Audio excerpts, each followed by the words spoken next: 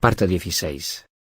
Recuerdo que cuando era niño me deleitaba con un mapa de Norteamérica donde los montes Apalaches corrían libremente de Alabama a New Brunswick, de modo que la región toda que atravesaban Tennessee, las Virginias, Pensilvania, Nueva York, Vermont, New Hampshire y Maine se mostraba a mi imaginación como una suiza hasta un Tíbet gigantesco, toda montaña, pico tras pico gloriosamente diamantino, coníferas gigantes, Le Montagnard emigré con una magnífica piel de oro, y Félix Tigris auratus y pieles rojas bajo catalpas.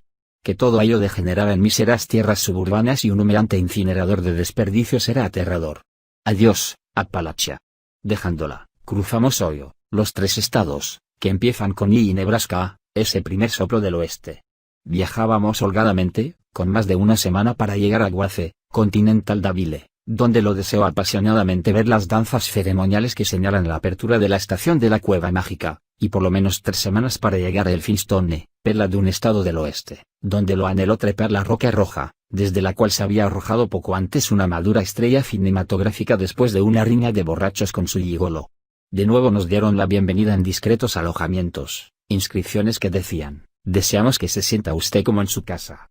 Todos los enseres han sido cuidadosamente registrados antes de su llegada, el número de su automóvil quedará anotado aquí. Economice el agua caliente. Nos reservamos el derecho de rechazar sin explicaciones a cualquier persona objetable. No arroje ninguna clase de desperdicios en el inodoro. Gracias. Vuelva a visitarnos. La Administración. Consideramos a nuestros huéspedes como las personas mejores del mundo. En esos lugares espantosos pagamos $10 por camas gemelas, las moscas revoloteaban más allá de la puerta sin tela metálica y al fin lograban meterse en el cuarto. Las cenizas de nuestros predecesores aún permanecían en los ceniceros. Un pelo de mujer serpeaba en la almohada, oíamos a nuestro vecino que colgaba su chaqueta en el armario, las perchas estaban ingeniosamente atadas a la barra por medio de alambres para evitar robos y, supremo insulto, los cuadros sobre las camas gemelas eran gemelos idénticos. También advertí que la moda comercial cambiaba. Los acoplados tendían a reunirse, a ir formando una caravanserai. Lo no parecía interesada por mi explicación, pero el lector quizá la encuentre curiosa. Se agregaba un segundo piso, después un vestíbulo. Los automóviles se llevaban a un garaje común y ese conjunto de cabinas se convertía en un buen hotel. He de advertir al lector que no ría de mi ofuscación mental. Ahora es fácil para él y para mí descifrar un destino pasado, pero un destino en formación no es, créaseme, uno de esos honrados relatos policiales donde todo cuanto debe hacer uno es prestar atención a las claves. Una vez leí una novela policial francesa donde las claves estaban en bastardilla. Pero no es así como procede en Fate, aunque llegue uno a reconocer ciertas oscuras indicaciones.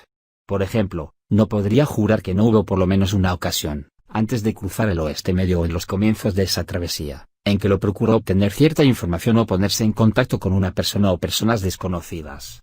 Habíamos parado en una estación de servicio, bajo el signo de Pegaso, y ella se deslizó del asiento y huyó a la parte posterior del edificio mientras la cubierta del motor levantada, bajo la cual me había inclinado para observar las manipulaciones del mecánico, me lo ocultaron por un momento. Inclinado a mostrarme indulgente, no hice más que sacudir mi benévola cabeza, aunque hablando con propiedad, esas visitas estaban prohibidas, ya que intuía que los baños y también los teléfonos eran por motivos indiscernibles los puntos donde mi destino podía precipitarse. Todos tenemos objetos fatales, un paisaje reiterado en unos casos, un número en otros, cuidadosamente elegidos por los dioses para suscitar acontecimientos de especial significación. Aquí debe tropezar John, allí debe sufrir Jane. Lo cierto es que mi automóvil estaba listo y lo retiré de los surtidores para que atendieran a un camión de auxilio, cuando el volumen cada vez más grande de su ausencia empezó a pesar sobre mí en esa ventosa opacidad. No era esa la primera vez ni sería la última que miraba con tal desasosiego todas las trivialidades de las paradas que parecen casi sorprendidas, como campesinos boquiabiertos, de encontrarse en el campo de visión de un viejo detenido, ese techo de basura verde, esas llantas en venta, muy negras sobre la pared muy blanca. Esas fulgurantes latas de aceite para motor, esa heladera roja con bebidas variadas, las 4, 5, 7 botellas vacías en el diagrama incompleto para palabras cruzadas de sus celdas de madera, esa cucaracha que caminaba pacientemente por el lado interior del vidrio de la oficina. Desde la puerta abierta llegaba la música de una radio y como su ritmo no armonizaba con la ondulación y el estremecimiento de las plantas animadas por el viento, tenía uno la impresión de presenciar una escena cinematográfica que vivía su propia vida. Mientras el piano o el violín seguían una línea musical completamente ajena a la flor estremecida, la rama oscilante. El último sollozo de Charlotte vibraba en mí de manera incongruente, mientras Lolita vibraba desde una dirección totalmente inesperada con su vestido flameando contra el ritmo. Dijo que había encontrado ocupado el baño para damas y se había dirigido a la señal de la Concha, en la cuadra siguiente. Decían ahí que estaban orgullosos de sus acogedoras instalaciones. Esas postales con franqueo pagado, decían, estaban a la espera de sus comentarios. Pero no hubo postales. No hubo comentarios. Ese mismo día o el siguiente, después de una marcha tediosa a través de tierras cultivadas, llegamos a un pueblo agradable y nos detuvimos en el alojamiento. Los castaños, cabañas agradables, praderas verdes y húmedas, manzanos, un viejo columpio y un crepúsculo tremendo que mi niña agotada ignoró. Había querido atravesar Casveán porque estaba solo 30 millas al norte de su ciudad natal, pero a la mañana siguiente la encontré apática, sin deseos de volver a ver la acera donde había jugado 5 años antes. Por motivos obvios yo había puesto reparos a ese desvío, aunque ambos estábamos de acuerdo en no traer la atención de ninguna manera, permaneciendo en el automóvil y sin hablar con antiguos amigos. Mi alivio ante el abandono del proyecto se vio enturbiado por la idea de que si lo hubiera intuido mi total oposición a las posibilidades nostálgicas de Pisky, no habría cedido tan fácilmente. Cuando se lo dije con un suspiró a su vez y se declaró indispuesta. Quería quedarse en la cama por lo menos hasta la hora del té, con un montón de revistas. Si para entonces se sentía mejor, seguiríamos viaje hacia el oeste. Debo decir que estaba muy lánguida ella.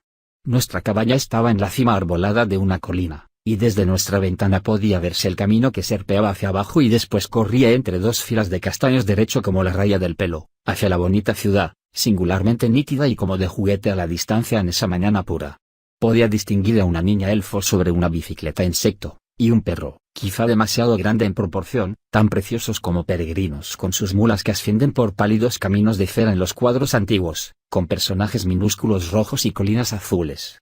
Tengo el gusto europeo de valerme de mis propios pies cuando es posible prescindir del automóvil, y caminé despaciosamente, topándome durante mi marcha con la ciclista una niña fea y rechoncha con trenzas, seguida de un inmenso San Bernardo con órbitas como pensamientos.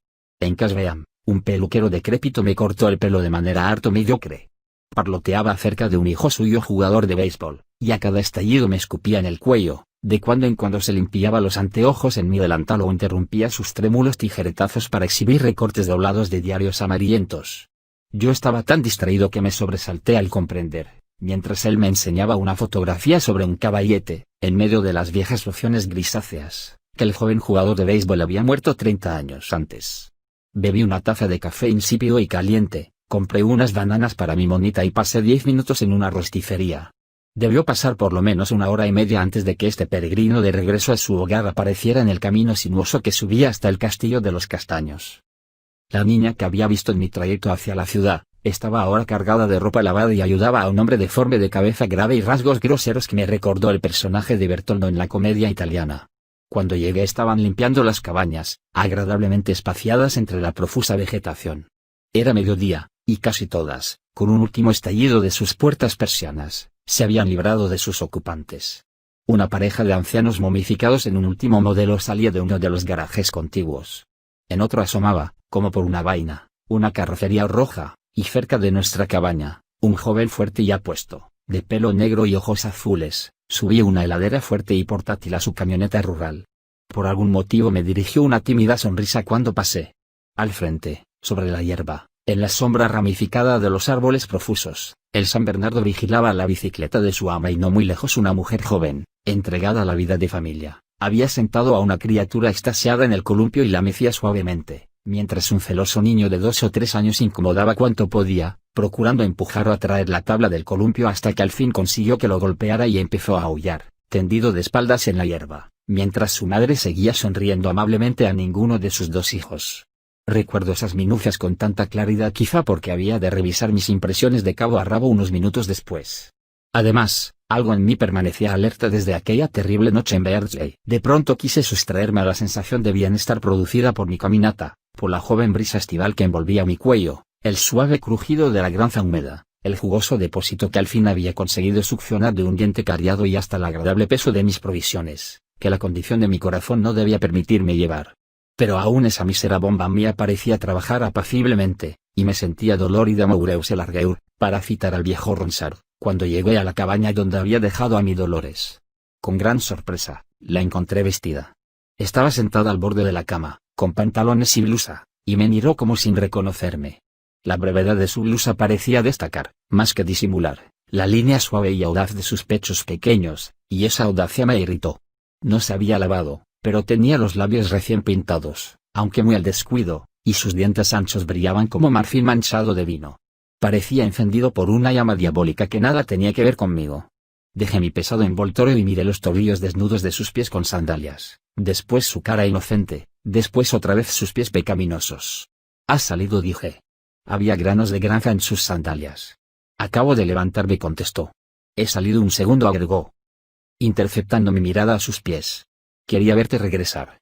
Advirtió las bananas y se dirigió hacia la mesa. ¿Qué sospecha especial se insinuaba en mí? Ninguna, en verdad. Pero esos ojos melancólicos, cándidos, esa tibieza singular que emanaba de ella. No dije nada. Miré los meandros del camino, tan distintos en el marco de la ventana. Quien deseara traicionar mi buena fe habría encontrado espléndida esa vista. Con apetito creciente, se dedicó a las frutas. Súbitamente, recordé la sonrisa propiciatoria de Johnny, el vecino de la camioneta. Salí precipitadamente. Todos los automóviles habían desaparecido, salvo su camioneta. Su mujer encinta subía en ella con su criatura y el otro niño, más o menos inválido. Signo de interrogación abierta. «¿Qué pasa? ¿A dónde vas?», gritólo desde la entrada. No dije nada. Empujé su blandura dentro del cuarto y la seguí. Le arranqué la blusa. Desnudé el resto de su persona. Le quité las sandalias. Pero el olor que busqué en toda ella era tan leve que no podía discernirse del antojo de un maniático.